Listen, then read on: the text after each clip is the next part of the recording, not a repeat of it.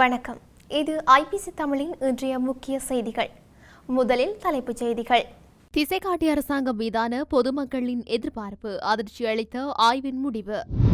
அதிகரிக்கப் போகும் மின் கட்டணம் அமைச்சர் வெளியிட்ட அபாய அறிவிப்பு. ராமேஸ்வரத்தில் தஞ்சம் புகுந்துள்ள இலங்கை அகதிகள்.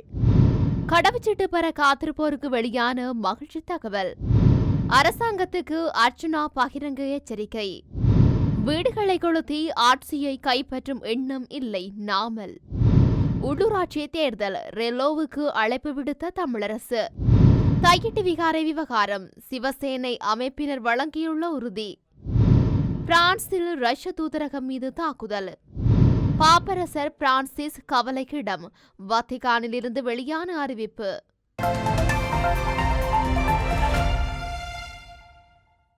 தொடர்பான விரிவான செய்திகள். அரசாங்கத்தின் மீதான பொதுமக்களின் எதிர்பார்ப்பு தேர்தலுக்கு பின்னர் வேகமாக அதிகரித்துள்ளதாக ஆய்வு ஒன்றில் தெரிய வந்துள்ளது.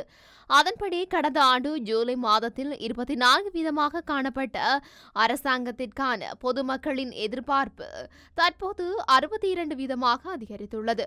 நாடு எண்ணும் விதம் என்ற தொனிப்பொருளின் கீழ் மேற்கொள்ளப்பட்ட ஆய்வின் புதிய பெறுபேறுகளின் அடிப்படையில் இவ்விடயம் வெளிப்படுத்தப்பட்டுள்ளதாக வெரிட்டே ரிசர்ட் ஆய்வு நிறுவனம் தெரிவித்துள்ளது. கடந்த ஆண்டு பிப்ரவரி மாதத்தில் 7% காணப்பட்டதாகவும் இவ்வாண்டில் அது 62% அதிகரித்துள்ளமை குறிப்பிடத்தக்க அதிகரிப்பாக எடுத்துக்கொள்ள முடியும் எனவும் அந்த நிறுவனம் சுட்டிக்காட்டியுள்ளது. பொருளாதார நெருக்கடிக்கு பிறகு முதன்முறையாக பெரும்பான்மையான மக்கள், அதாவது 55% இலங்கையின் பொருளாதார நிலைமை மேம்பட்டு வருவதாக நம்புவதாக குறிப்பிட்ட நிறுவனம் ஆய்வில் தெரிவித்துள்ளது. எனினும் நாட்டின் ஒட்டுமொத்த பொருளாதாரம் இன்னும் பலவீனமான நிலையில் இருப்பதாக 47% மக்கள் நம்புவதாகவும் குறித்த நிறுவனம் தெரிவித்துள்ளது. தற்போதைய வறண்ட வானிலை தொடர்ந்து நீடித்தால் மின் கட்டணங்களை உயர்த்த வேண்டியிருக்கும் என மின்சக்தி மற்றும் எரிசக்தி அமைச்சர் பொறியியலாளர் குமார ஜெயக்கொடி பொதுமக்களுக்கு அபாய அறிவிப்பு ஒன்றை விடுத்துள்ளார். மின்சார கட்டணங்களை அண்மைய நாட்களில் 20% குறைத்தோம். ஆனால் வறட்சி இப்படியே சென்றால் மின் கட்டணத்தை அதிகரிக்க வாய்ப்பு உள்ளது. மின்சார சபைக்கு எவ்வித லாபமும் இல்லை. ஒவ்வொரு காலாண்டிலும் விலை மாறும்போது ஒரு மீதி வருகின்றது. முந்தைய 6 மாதங்களின் மீதியை அடுத்த 6 மாதங்களுக்கு எடுத்துக்கொள்கின்றோம். அதன் மூலம்தான் ஒரு முன்னறிவிப்பு செய்யப்படுகின்றது. அந்த முன்னறிவிப்பை சொல்லும் போது மீதமுள்ள தொகையை செலவு செய்த பின்னரே எடுக்கின்றோம். அதனால் ஆண்டு முடிவில் லாபம் எதுவும் மீதியாக இருப்பதில்லை. இந்த 6 மாதங்களில் இலங்கை மின்சார சபைக்கு 42 பில்லியன் ரூபாய் நட்டம் ஏற்படுகின்றது. இந்த வறட்சி அதிகரித்தால் அது மேலும் அதிகரிக்கும் என்றார். ஒரே குடும்பத்தைச் சேர்ந்த 2 சிறுவர்கள் உட்பட 4 பேர் இலங்கை தலைமன்னாரில் இருந்து அகதிகளாக புறப்பட்டு ராமேஸ்வரம் அரிச்சல்முனை கடலோர பகுதிக்கு சென்றுள்ளனர். குறித்த நபர்கள் நேற்று அதிகாலை 2 மணிக்கு அரிச்சல்முனையை அடைந்துள்ளனர். தேடையில் தத்தளித்த அவர்களை கடலோர போலீசார் மீட்டு கடலோர போலீசாரிடம் ஒப்படைத்துள்ள நிலையில் விசாரணை மேற்கொள்ளப்பட்டு வருவதாக தெரிவிக்கப்படுகின்றது. எஞ்சியுள்ள அனைத்து கடவுச்சீட்டுகளையும் 1 மாதத்திற்குள் வழங்க தற்போது நடவடிக்கை மேற்கொள்ளப்பட்டு வருவதாக பொதுமக்கள் பாதுகாப்பு மற்றும் நாடாளுமன்ற அலுவல்கள் அமைச்சர் ஆனந்த விஜயபால தெரிவித்துள்ளார். அமைச்சரின் தலைமையில் நாடாளுமன்றத்தில் இடம்பெற்ற கூட்டத்தின் போதே அவர் இதனை குறிப்பிட்டுள்ளார். கடவுச்சீட்டுகளை பெறுவதில் பொதுமக்களின் இழந்த நம்பிக்கையை மீட்டெடுக்கும் முதன்மை நோக்கத்துடன் 24 மணி நேரமும் கடவுச்சீட்டு வழங்கும் நடவடிக்கை ஆரம்பிக்கப்பட்டதாக அவர் சுட்டிக்காட்டினார். அத்துடன் குடிவரவு மற்றும் குடியகல்வு திணைக்கள ஊழியர்களின் அர்ப்பணிப்புக்கு அவர் தனது நன்றியையும் கூறியுள்ளார். மேலும் உரிய அச்சு இயந்திரங்களை பெற்ற பிறகு யாழ்ப்பாணத்திலும் கடவுச்சீட்டு வழங்கும் அலுவலகம் ஒன்றை நிறுவ திட்டமிடப்பட்டுள்ளதாகவும் பிராந்திய அலுவலகங்களில் கடவுச்சீட்டு வழங்குவது இரட்டிப்பாக்கப்படும் என்றும் ஆனந்த விஜயபால தெரிவித்துள்ளார்.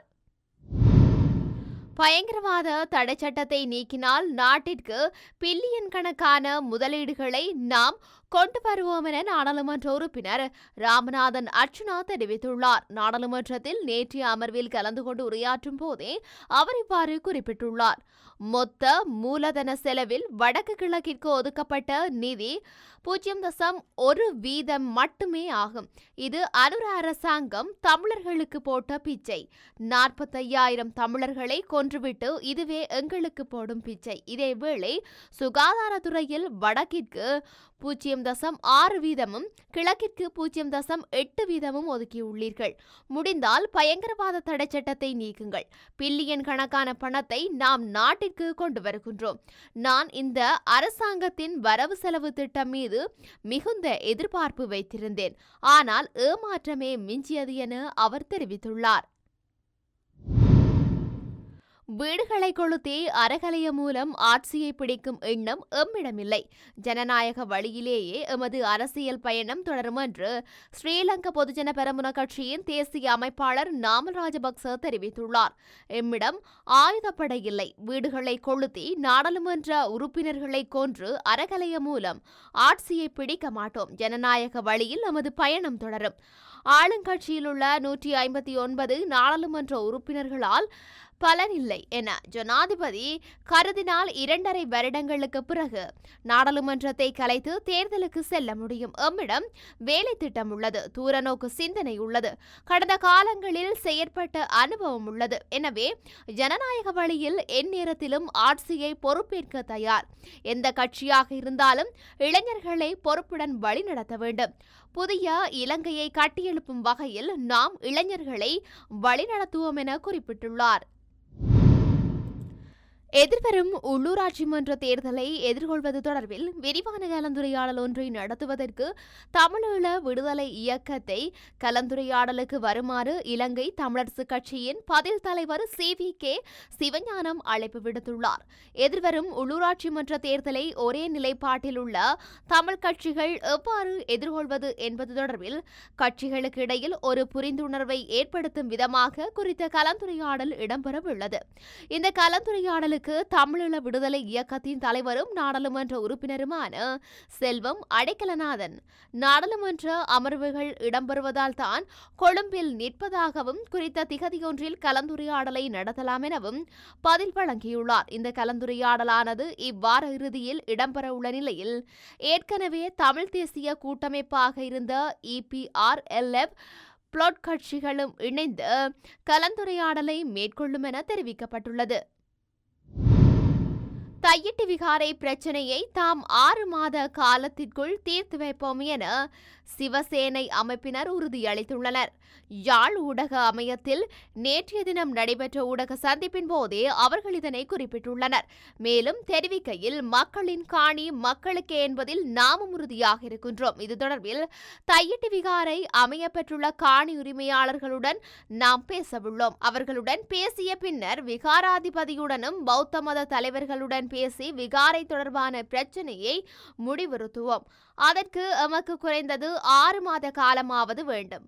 அதற்குள் தமது அரசியலை செய்ய முயன்று அதனை குழப்ப வேண்டாம் என கோருகின்றோம் என தெரிவித்துள்ளனர். பிரான்சின் மார்சே நகரில் அமைந்துள்ள ரஷ்ய தூதரகத்தின் மீது குண்டு தாக்குதல் நடத்தப்பட்டுள்ளது. இது பற்றி டாஸ் செய்தி நிறுவனம் வெளியிட்ட செய்தியில், தூதரக பூந்தோட்ட பகுதியில் இனம் தெரியாத சிலர் 2 குண்டுகளை வீசி சென்றுள்ளனர் என தெரிவித்துள்ளது. அந்த பகுதியில் கார் ஒன்று நின்றிருந்தது. அது வேறொரு பகுதியில் இருந்து திருடப்பட்டது என கூறப்படுகின்றது. எனினும் இந்த சம்பவத்தில் யாருக்கும் பாதிப்பு ஏற்படவில்லை. இது பற்றி ரஷ்ய வெளியுறவு அமைச்சக செய்தி தொடர்பாளர் மரியா யஹரோவா கூறும்போது, மார்சே நகரில் அமைந்த ரஷ்ய தூதரகத்தின் மீது நடந்த குண்டுவெடிப்பு சம்பவம் பயங்கரவாத தாக்குதலின் அறிகுறியாகும். இது பற்றி பிரான்ஸ் உடனடியாக முழு அளவிலான விசாரணை மேற்கொள்ள வேண்டும். ரஷ்ய அமைப்புகளின் பாதுகாப்பை மேம்படுத்துவதற்கான நடவடிக்கைகளையும் உடனடியாக எடுக்க வேண்டும் என கூறினார். கடந்த வாரம் புதன்கிழமை ரஷ்யாவின் வெளியுறவு நுண்ணறிவு பிரிவு வெளியிட்ட செய்தியில், ஐரோப்பாவில் குறிப்பிடும்படியாக ஜெர்மனி, போல்டிக் மற்றும் ஸ்கேண்டினேவியன் நாடுகளில் உள்ள ரஷ்ய தூதரகங்கள் மீது பயங்கரவாத தாக்குதல்களை நடத்துவதற்கான சாத்தியங்கள் பற்றி உக்ரைன் அதிகாரிகள் பரிசீலித்து வருகின்றனர் என எச்சரித்திருந்ததும் குறிப்பிடத்தக்கது. மருத்துவமனையில் அனுமதிக்கப்பட்டு ஒரு வாரத்திற்கும் மேலாகியும் பாப்பரசர் பிரான்சிஸ் ஓய்வில் இருக்கின்றார். ஆனால் சுவாசம் மற்றும் சிறுநீரக கோளாறுகளால் ஆபத்தான நிலையில் இருக்கின்றார் என்று வத்திக்கான் தெரிவித்துள்ளது. பல்வேறு உடல்நல பிரச்சினைகளால் பாதிக்கப்பட்டுள்ள அவருக்கு மூச்சுக்குழாயில் அழற்சி, சிறுநீரக பிரச்சினை இருப்பது அண்மையில் கண்டறியப்பட்டது. இதையடுத்து ரோம் நகரில் உள்ள ஜெமிலி மருத்துவமனையில் சிகிச்சைக்காக உடனடியாக சேர்க்கப்பட்டார். அவருக்கு தொடர்ந்து சிகிச்சை அளிக்கப்பட்டு வரும் நிலையில் நிமோனியா பாதிப்பும் உறுதி செய்யப்பட்டுள்ளது. இந்த சூழலில் பாப்பரசர் உடல்நிலை கவலைக்கிடமாக இருப்பதாக வத்திக்கான் தெரிவித்துள்ளது. புனித தந்தை சுயநினைவுடன் இருந்தாலும் அவரது உடல்நிலை கவலைக்கிடமாக உள்ளது. மூச்சு விடுவதில் சிரமம் ஏற்பட்டதை அடுத்து செயற்கை முறையில் ஆக்சிஜன் செலுத்தப்படுகின்றது. இரத்த அணுக்கள் குறைந்து வருவதால் அதற்கான சிகிச்சையும் தரப்படுகின்றது. அதிக வேலையை அவர் அனுபவித்து வருகின்றார் எனவும் கூறப்பட்டுள்ளது. இத்துடன் இன்றைய முக்கிய செய்திகள் நிறைவடைகின்றன. தொடர்ந்தும் செய்திகளை அறிந்து கொள்ள IBC தமிழ் நியூஸ் என்ற எமது யூடியூப் பக்கத்தினூடாக இணைந்திருங்கள். நன்றி.